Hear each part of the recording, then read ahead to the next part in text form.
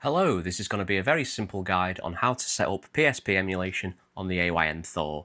So if you've seen my other videos where I cover Obtainium and getting the emulation pack, then we can start straight away. If you haven't seen those, I advise going back and making sure that you've set that up so we're all on the same page. So assuming you've done that, we're going to load up Obtainium in our emulator list. We're going to scroll down and we're looking for PPSSPP, which will be our PSP emulator. We're going to install it. There we are.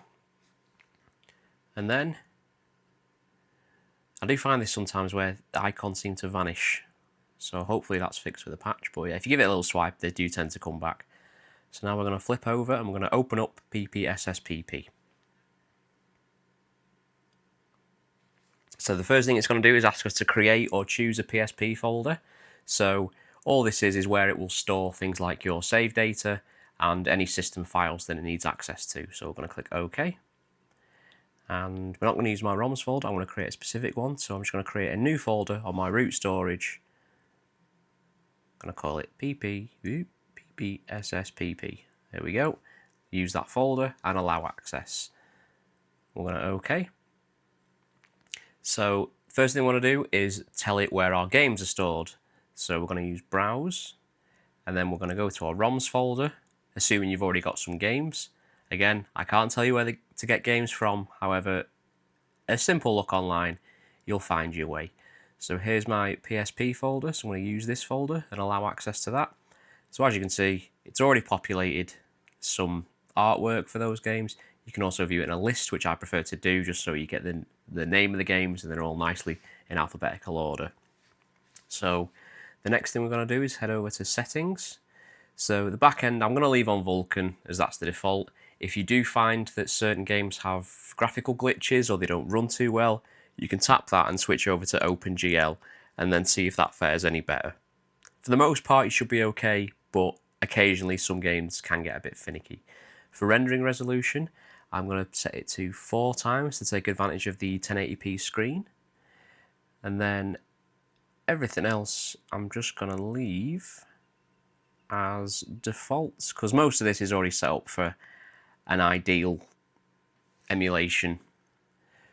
Controls, so by default the control mapping is quite good, with the exception of the face button. So as is the case with a lot of other emulators on the AYN Thor, as this uses the switch layout, we need to make sure that it matches the PlayStation layout.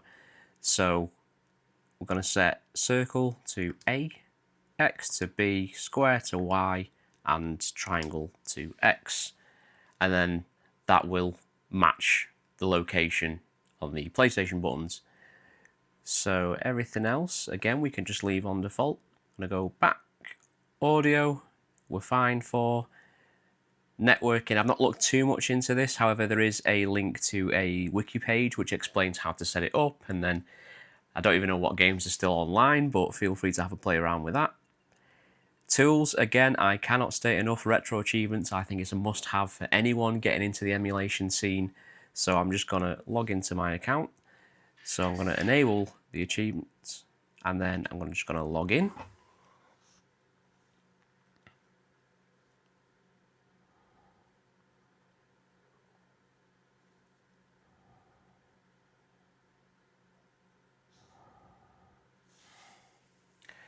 There we go, so I'm logged in. So I always enable hardcore mode because that's how you get the true mastery on the Retro Achievements website. It's also nice to have the little sound effects. One thing I really like about this emulator, PPSSPP, is the ability to customize the different sound effects. You can import them. Oop. Get off. You can try them out. There's different sounds for leaderboards and achievements, and you can set the volume. Let's have it on max. I don't think my microphone will pick this up, but have a play around. You can also set where you want the achievements to show up. Personally, I think they're fine on the defaults, but if you'd prefer to have the pop-ups display elsewhere, that's entirely up to you.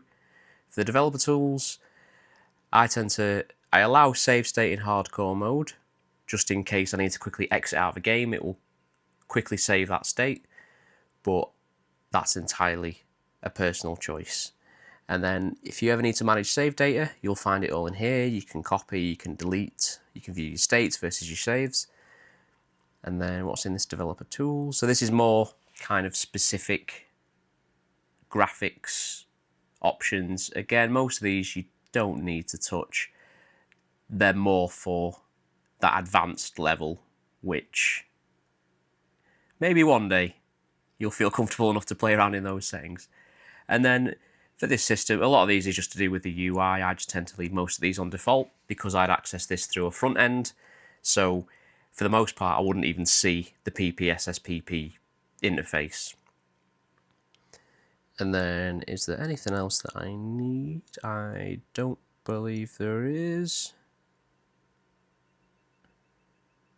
Nope. You can enable cheats if you want, as I'm a big fan of emulation, of retro achievements.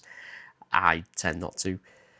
Game language is auto PSP model. It should default to the 2000/3000 models. You can switch it to the 1000. Don't really know why you would. You can change the nickname. This is more for online play. Daylight saving date format, I prefer to have UK style, so day, month, year. Time format, I like it being 24 hours. And that is basically it. So let's boot up a game. Let's try some Chinatown Wars. So you can see here it's contacted the retro achievement server and it's pulled through the retro achievements. So let's just... So unfortunately, a lot of these games that are being emulated, it's not so easy to just skip straight into the game. There's a lot of the studio notices you've got to put up with first. So we'll just accept that, let it set up all the save data. So it doesn't use memory cards on the PSP. So if you've looked at the PS1 or PS2 emulation, you'll know that we had to set up a save data folder. This does that by default. So if you ever need to manage or extract or copy your save files, they're all in a big folder labeled by the ID. So let's just skip through this just to show you it running the actual game.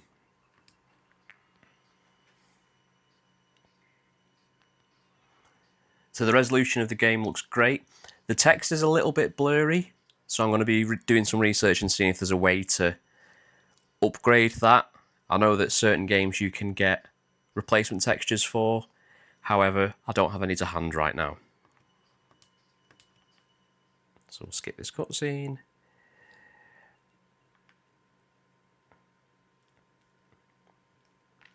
Of all the games I've played on this, I haven't noticed any that struggle to run.